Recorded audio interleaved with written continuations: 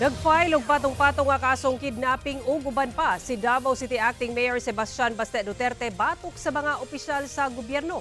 Nakip na diha sila DILG Secretary John Vic Remulla ug DOJ Secretary Jesus Remulla. Ani nga report ni John D. Esteban. Alas 8:30 sa buntag, naabot sa opisina sa Ombudsman for Mindanao sa Davao City ang mga abogado ni Davao City Acting Mayor Baste Duterte. Kini aron ipasaka ang patong-patong nga kaso. Batok sa mga opisyal sa gobyerno, kalabot sa matod pa, iligal nga pag-aresto sa iyang amahang si kanhi Presidente Rodrigo Duterte niadtong March 11, 2025. Ang gikasuhan mao sila DILG Secretary Juan Victor Remulla, Department of National Defense Secretary Gilbert Chodoro, National Security Advisor Eduardo Anyo, DOJ Secretary Jesus Crispin Remulla, USEC Nicolas Nelix T, former PNP Chief Nicolas Torre ug Romel Marbil, Marcos Lacanilao, Anthony Alcantara, Richard Anthony Fadulion ug Police Brigadier General Jean Fajardo. Gawas sa mga nasangpit nga opisyal, duna pay uban nga giapil sa kaso kinsa wala pa mailhi. This is for 9 crimes.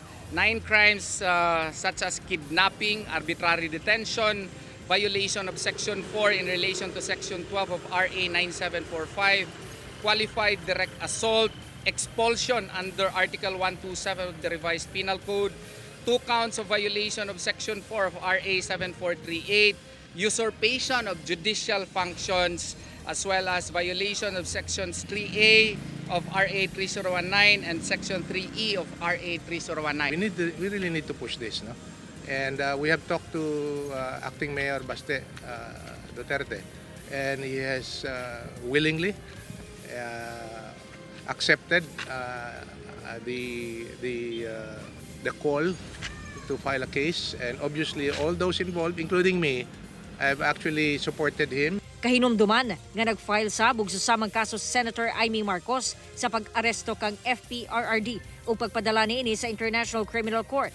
Ang maong kaso gidismiss sa ombudsman, pero sumala sa senador nag-file na siya og motion for reconsideration. Sumala ni Attorney Torion, dunay kalahian ang ilahang gipasakang kaso sa kasong gipasangat ni Senator Marcos. May substantial difference po itong kaso namin doon kay sa kaso po na i-file ni Senator Amy Marcos.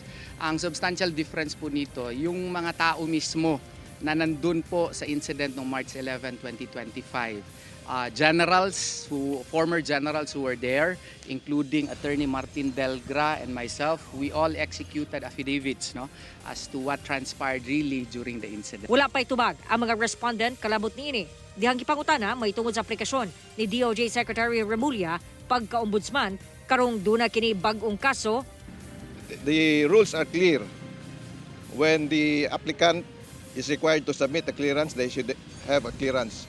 And a clearance will be issued only if there's no pending case. We are hoping that since the Office of the Ombudsman is already aware that there is another case filed against these government officials, and if they would request for clearances, they would not be issued such clearances because the filing of the case would in effect be a notice to them that there is a pending case and therefore a clearance shall not be issued to these officers. Si Secretary of Justice Remulla nag-apply nga musunod nga ombudsman nga dunay gahom nga mosuspend, magpatanggal ug magpaimbestiga og mga masalaypong government officials.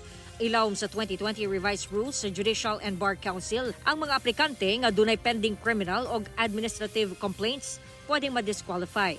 Kauban si Bebot Kahes sa kamera, John D. Esteban. 1 Mindanao.